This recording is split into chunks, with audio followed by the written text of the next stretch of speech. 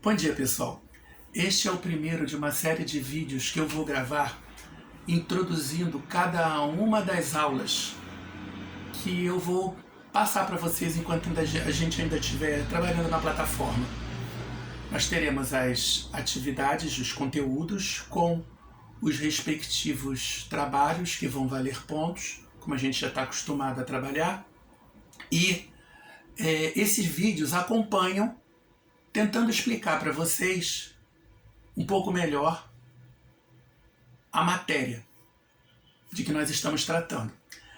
Essa nossa aula é sobre o pré-modernismo. Como eu disse, vai haver um texto, e esse texto vai ser acompanhado de perguntas, mas eu queria falar com vocês sobre isso. Inicialmente, eu queria falar sobre o que vem a ser estilo de época, já que muitas vezes o pré-modernismo é chamado de estilo de época, de um deles. Estilo de época nas artes, pode ser na literatura, na pintura, na música, na arquitetura, na escultura.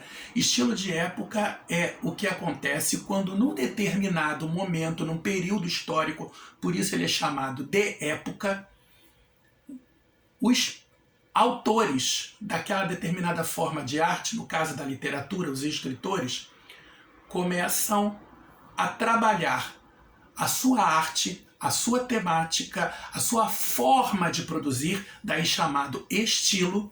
Estilo é a maneira pela qual alguém faz alguma coisa. Começa a trabalhar dentro daquela época uma temática e uma maneira de produzir próprio daquele momento. Normalmente, esse estilo ele é incentivado, ele é consequência dos movimentos sociais que acontecem ali. E é por isso que, embora algumas pessoas chamem o pré-modernismo de estilo de época, ele não deve ser muito bem entendido assim. Porque não é como o romantismo ou o realismo, em que os autores daquele momento viveram a influência da história, da sociedade para produzirem a sua arte e traçaram as suas próprias linhas, as suas próprias características de estilo. Não, o pré-modernismo que aconteceu com ele no Brasil, ele é um movimento genuinamente brasileiro, se é que a gente pode chamar de movimento. Digamos que ele foi assim, uma coincidência de escritores que começaram a produzir por influência, aí sim, de sua própria necessidade de colocar na sua arte a problemática brasileira. Então, por exemplo, nós vamos ter Euclides da Cunha, que escreveu um dos mais importantes trabalhos da literatura brasileira, que foi Os Sertões, que não é propriamente um romance. Os Sertões não é ficção, ele é realidade. Ele é o conjunto de uma série de reportagens que o Euclides da Cunha fez para um jornal de São Paulo, relatando o que acontecia na chamada Guerra de Canudos.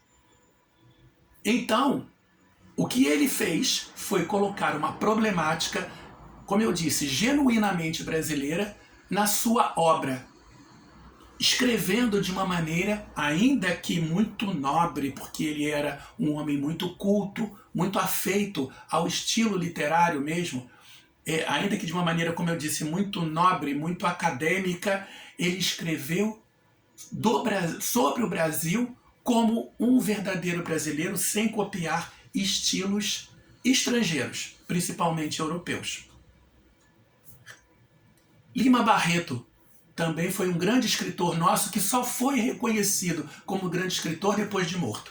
Ele sofreu o preconceito de ter vindo de uma origem muito humilde, de ser um mestiço e ainda por cima, até incentivado por todo esse preconceito, por toda essa como posso dizer, de toda essa pecha social, né?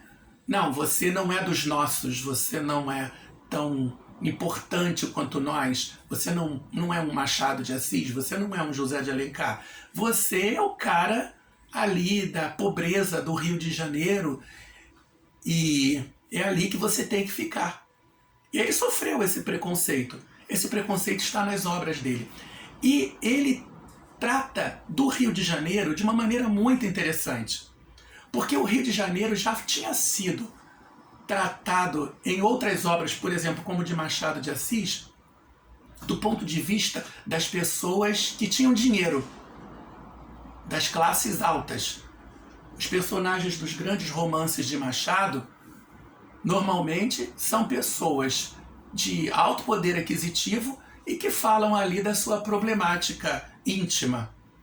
Lima Barreto não. O Lima Barreto trata da sua própria classe, da sua classe da gente simples do Rio de Janeiro, que vive no centro da cidade, mas na parte mais pobre, ou então na parte dos subúrbios aqui da Zona Norte. Ele que pegava o trem lá no centro da cidade e vinha para a Zona Norte, para o que hoje em dia a gente chama de pagode, que eram as rodas de samba. Era naquele ambiente que ele vivia e se sentia bem. Okay? E posso citar também Monteiro Lobato, do interior de São Paulo, de uma família de fazendeiros, falando da problemática do que é a vida no campo, no interior paulista, das fazendas de café que se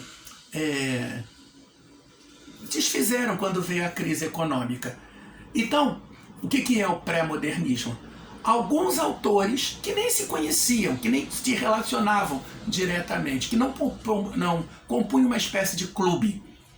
Alguns autores que num determinado período, lá no início do século XX, começaram a tratar da genuína problemática brasileira de uma maneira genuinamente nacional, sem copiar estilos estrangeiros. E foi chamado de pré-modernismo pelos estudiosos da literatura, porque logo depois veio o modernismo, que também tinha essa preocupação.